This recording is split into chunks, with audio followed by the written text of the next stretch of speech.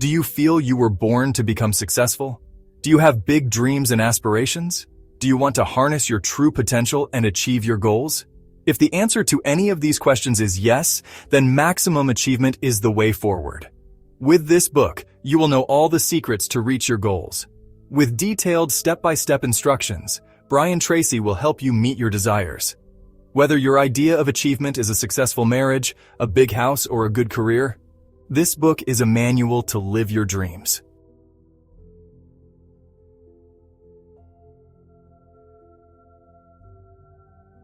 Brian Tracy speaks about the ingredients of success.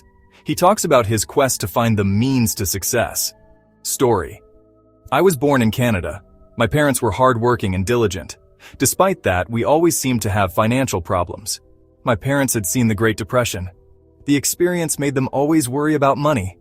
I noticed how other kids were doing financially better and had better clothes and better cars. I used to fool around in class and was called the bad kid. When I was 16, I started wondering why some people were more successful than others. Over the years, I accomplished every dream I had. I traveled to more than 80 countries. I became an executive of a $1 million company. I even had dinner with the President of the United States. I realized that we could only accomplish goals we genuinely believe can be achieved. This chapter deals with the 7 ingredients of success. The 7 ingredients are the factors vital for one's happiness and achievements. First among these is the peace of mind. Without peace of mind, everything else becomes valueless. It is the prerequisite for success. Peace of mind comes with the absence of negative emotions like anger, fear, guilt, and worry. The second ingredient is health and energy. Achieving success is meaningless without good health.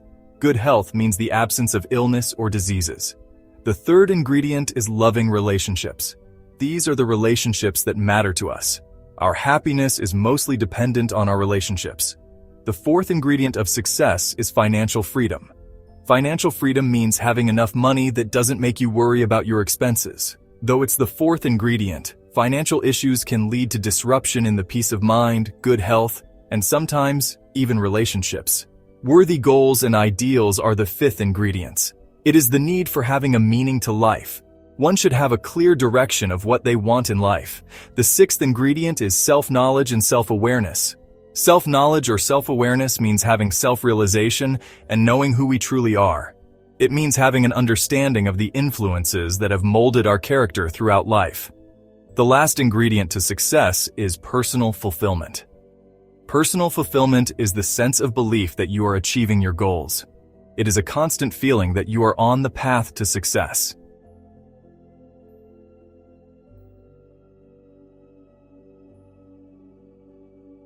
Laws are classified into physical and mental laws. Further, the 7 types of mental laws are explained. Story. There are different types of laws. Laws can be broadly classified into natural laws and man-made laws. Natural laws can further be divided into physical laws and mental laws. Practical experiments prove physical laws. Mental laws, on the other hand, can only be determined by experience or instinct. The first mental law is the law of control. The law of control simply states that the more an individual takes control over their lives, the more that individual will have high levels of self-esteem. Eleanor Roosevelt has said that no one can make us feel inferior without our consent. Higher control over ourselves corresponds to higher self-esteem.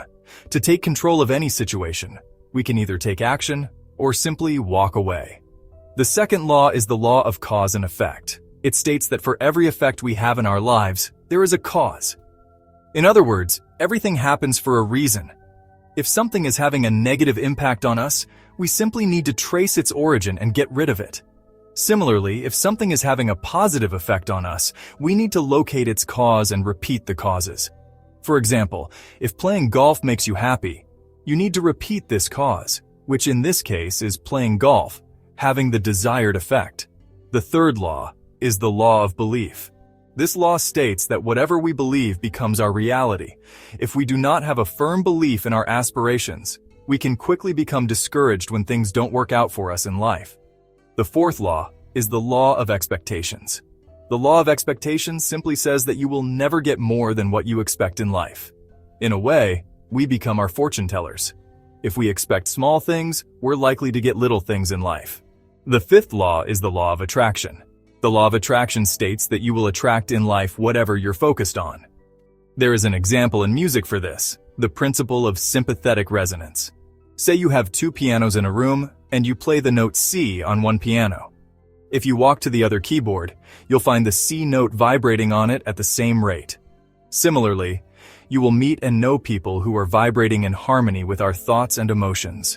The sixth law is the law of correspondence. The law of correspondence says that our outer world is nothing but a reflection of our inner world. For example, our outer world of relationships will correspond to our real inner personality. Our outer world of health will correspond to your internal state of mind. Even the car we drive will reflect our state of mind.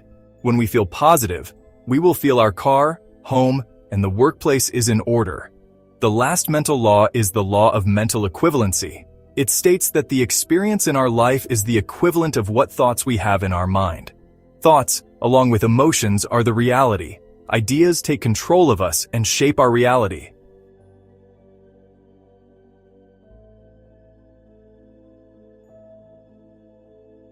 Brian talks about the concept of harnessing one's true potential. The equation of true potential is defined in the chapter. The idea of self-concept is detailed. Children's growth regarding self-concept is explained. Story. At the age of 21, I was unemployed and living in a small apartment. It was midwinter and I was alone in a city which was miles away from where I grew up. When I was 31, I was still unemployed, living in a small apartment miles away from my family and friends. In 11 years, very little had changed despite my hard work. I believed that I wasn't harnessing my true potential. I had heard that an average person uses only 10% or less of their potential. I was fascinated by this subject. I was curious to know about my true potential. There's a definition of true potential in an equation. IA plus AA, X. A equals sign IHP. IA stands for inborn attributes. These are the qualities that we're born with. AA stands for acquired attributes. These are the skills and talents we've developed. A stands for attitude. Attitude is the mental energy we bring. IHP stands for individual human performance. During one of my seminars, a young man spoke about himself. He said he was a construction worker.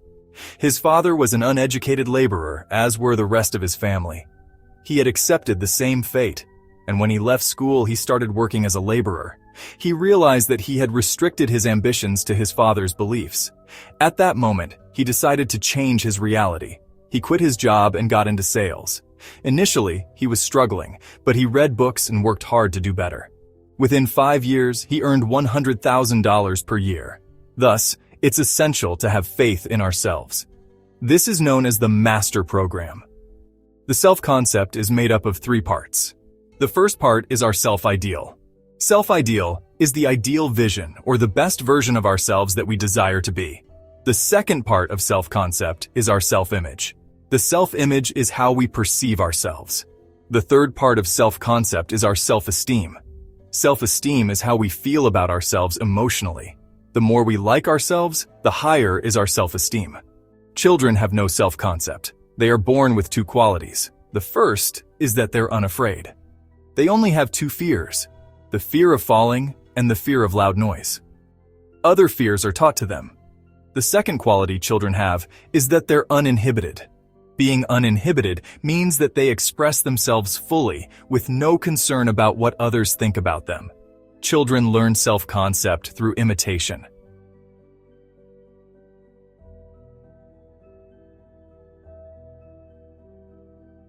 The importance of smart work over hard work is explained. Brian describes the conscious mind and the subconscious mind. The relation between the two is explained. Story. My lawyer took me to the typing pool of his office where his secretaries worked. They typed legal documents and various letters. Every secretary in the room was working on a microcomputer.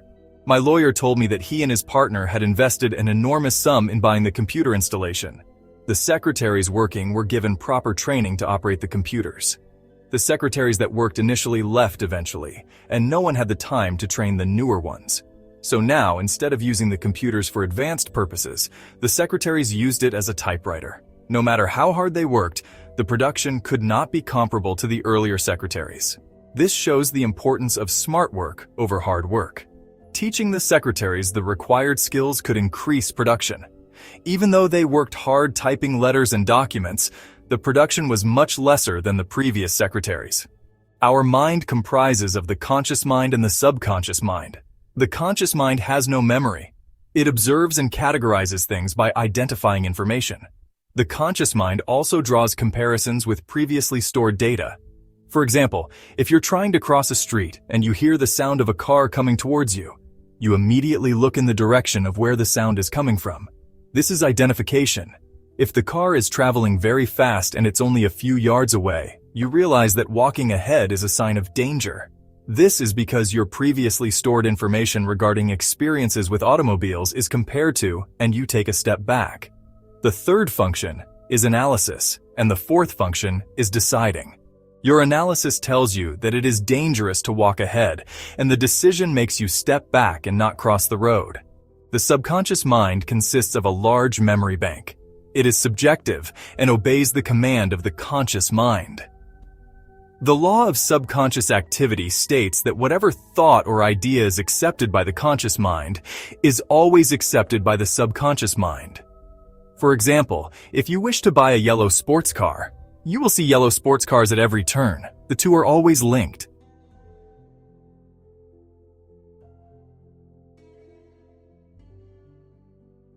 Brian Tracy explains the importance of setting goals and how to achieve them.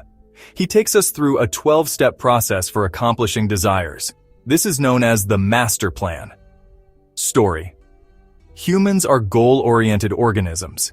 Achieving goals comes automatically after setting the goals. The only limitation to our desires is how badly we want to accomplish them. People tend to make plans on improving their lives but don't make any efforts. The feeling of unworthiness also makes people avoid setting goals. Sometimes people don't set goals because of the fear of criticism. Hence, one should keep their goals confidential. The only exception to this rule is the people who will help you achieve your goals. For example, your boss or wife. You can also share your goals with people who will encourage you to achieve them. Another reason why people don't set goals is the fear of failure. Edison once conducted 5,000 experiments. A journalist asked him why he was persistent if he failed 5,000 times. Edison replied that he just found out 5,000 ways that the test would not work. Hence, the determination to continue doing a task should be present. One should realize that every time we fail at a job, we're closer to success. One should continuously set goals throughout their life. The constant feeling of achieving goals creates positivity and the desire to attain more. You should imagine yourself achieving your goals and think about the steps you would have taken to reach there. This visualization helps you to achieve your goals. The master plan is the list of activities that are organized by priority. There are 12 steps in the process to achieve goals. 1. Desire. You should strongly desire that your dreams come true. 2. Belief. You should be convinced that your goals are achievable. 3. Writing it down. You should write down the entire plan on paper. 4. Determining benefits. You should be clear about how the goals will lay the foundation for your interests. 5. Analyzing starting point. You should determine where to start. 6. Setting a deadline. A time limit should be decided. 7. Identifying obstacles. The main hurdles that can come in your way of achieving your goals should be identified. 8. Identify additional knowledge. Any surplus knowledge should be identified. 9. Identify people whose help you will require. Make a list of people who will help you in the process. 10. Make a plan. All the previous 9 steps will help form the plan together. 11. Visualization. One should create a mental picture of what achieving one's goals will look like. Visualization intensifies the desire to reach our goals. 12. Persistence. One should be determined to keep trying.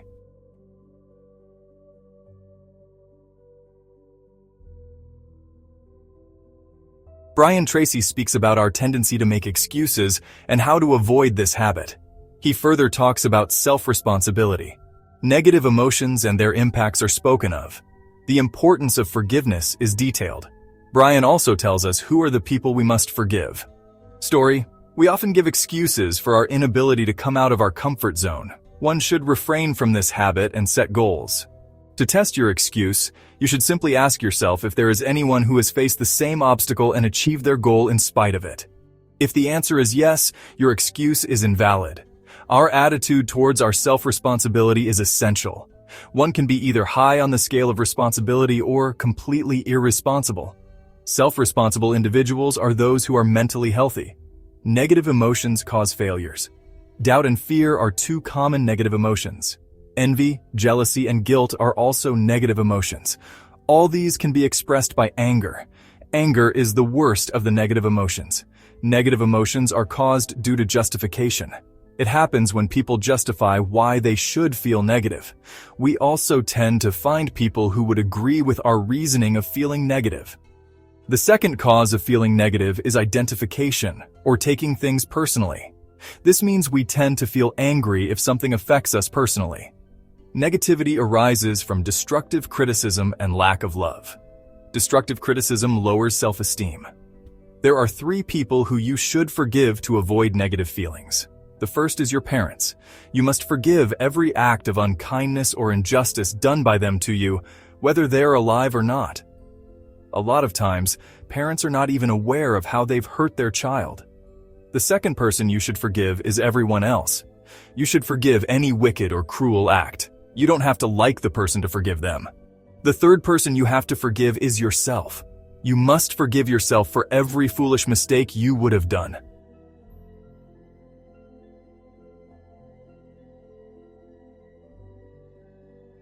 Brian describes the importance of social intelligence. A healthy personality is defined in this chapter. The 7 behaviors one should practice to raise others' self-esteem is detailed. Story. In America, the highest paid form of intelligence is social intelligence. Social intelligence is the ability to get along with people. Most of our happiness comes from good relationships with other people. A healthy personality is that which looks good in other people, forgives others, and gets along with people quickly. Criticizing and complaining about others is a bad personality trait.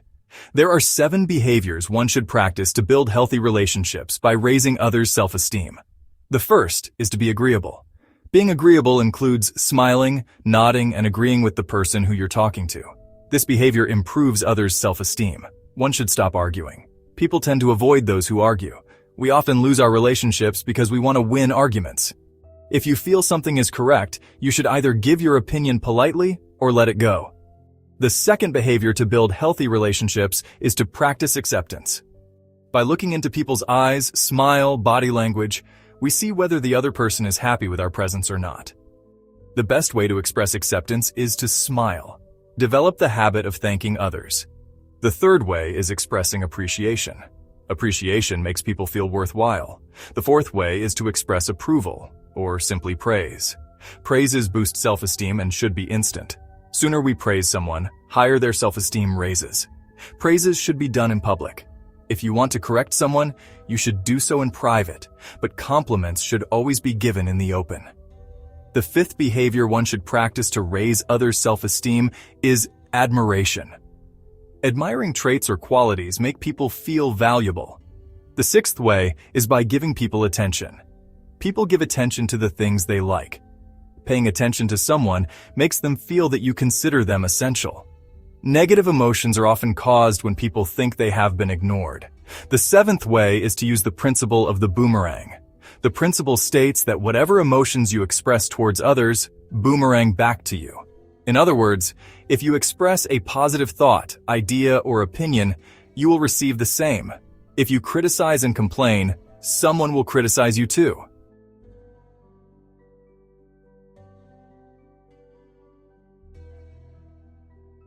This book taught you how to achieve anything you desire. With examples and explanations, Brian Tracy gives detailed information about how to achieve your goals.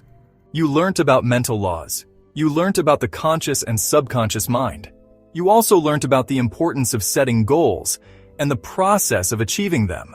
Whether your goal is to become a millionaire or you dream of going on a world tour, whether your deepest desire is to have a fancy destination wedding or just to start losing weight, this book works as a guide to accomplish any achievement you want.